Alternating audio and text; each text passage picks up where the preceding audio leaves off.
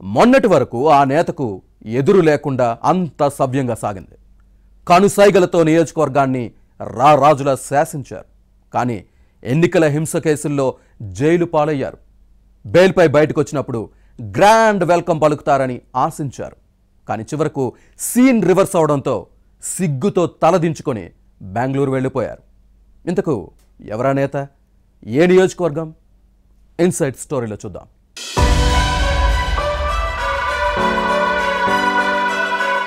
Pinnelli Ramakrishna Reddy good అయినా bad అయినా politics లో పెద్దగా పరిచయం అక్కర్లేని పేరు. పల్నాడు జిల్లా మాచర్ల నియోజకవర్గం నుంచి 4 సార్లు ఎమ్మెల్యేగా ప్రాతినిధ్యం వహించారు. 15 ఏళ్ల పాటు మాచర్లను తన సొంత సామ్రాజ్యంగా మలుచుకున్నారు.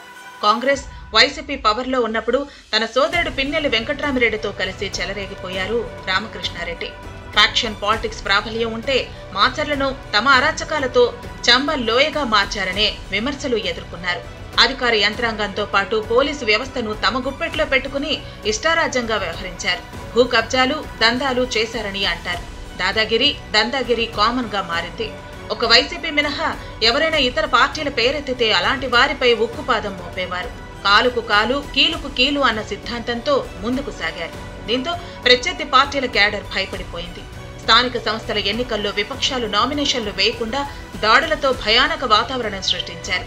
అప్పట్లో మాచర్ల వచ్చిన టీడీపీ నేతలు బొండా ఉమా, బుద్ధ వెంకన్నతో పాటు పలువురు న్యాయవాదులపై పిన్నెల్లి సోదరులు, అనుచరులు చేసిన హత్యాయత్నం ఘటన వైసీపీ పాలనలో రాష్ట్రంలో నెలకొన్న శాంతి భద్రతల పరిస్థితికి అద్దం పట్టింది. ఎన్నికల్లో దాడులు, దౌర్జన్యాలను నమ్ముకుంది.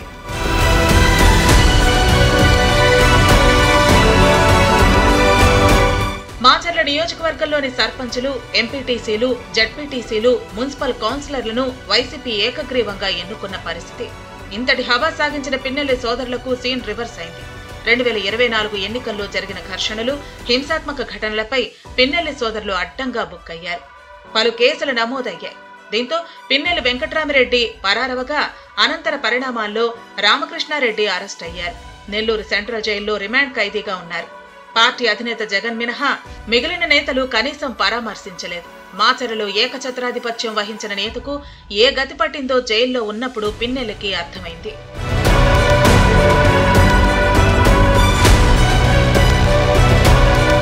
ఇటీవల పిన్నెల్లి రామకృష్ణారెడ్డికి హైకోర్టు షరతులతో కూడిన బెయిల్ మంజూరైంది. నెల్లూరు జైలు నుంచి విడుదలైనప్పుడు తనకు భారీగా స్వాగతం లభిస్తుందని ఆశించారు. మాచర్ల నియోజకవర్గ వైసీపీ నేతలు, క్యాడర్ అంతా నెల్లూరుకు వచ్చి గ్రాండ్ వెల్కమ్ చెప్తారని పిన్నెల్లి కలలు కన్నారు. ఎంత కరడు కట్టిన నేరస్తుడైనా జైలు నుంచి బెయిల్పై విడుదలైనప్పుడు సొంత కుటుంబ సభ్యులు, బంధువులు వచ్చి రిసీవ్ చేసుకుంటున్నారు. కానీ పిన్నెల్లి విషయంలో అలా జరగలేదు. క్యాడర్ కాదు కదా, లీడర్లు కూడా నెల్లూరు జైలు దగ్గర లేకపోవడంతో పిన్నెల్లి షాక్ కి గురయ్యారు. నెల్లూరు జిల్లా మాజీ మంత్రులు కాకాణి గోవర్ధన్ రెడ్డి, అనిల్ కుమార్ యాదవ్ మాత్రమే జైలు దగ్గరకు వచ్చి పరామర్శించి వెళ్లిపోయారు. పల్నాడు జిల్లా ఫ్యాన్ పార్టీ అధ్యక్షుడితో పాటు ఎమ్మెల్యేగా పనిచేసిన పిన్నెల్లికి జైలు దగ్గర మాచర్ల నేతలెవరూ కనిపించకపోవడంతో షేమ్ గా ఫీల్ అయ్యారట.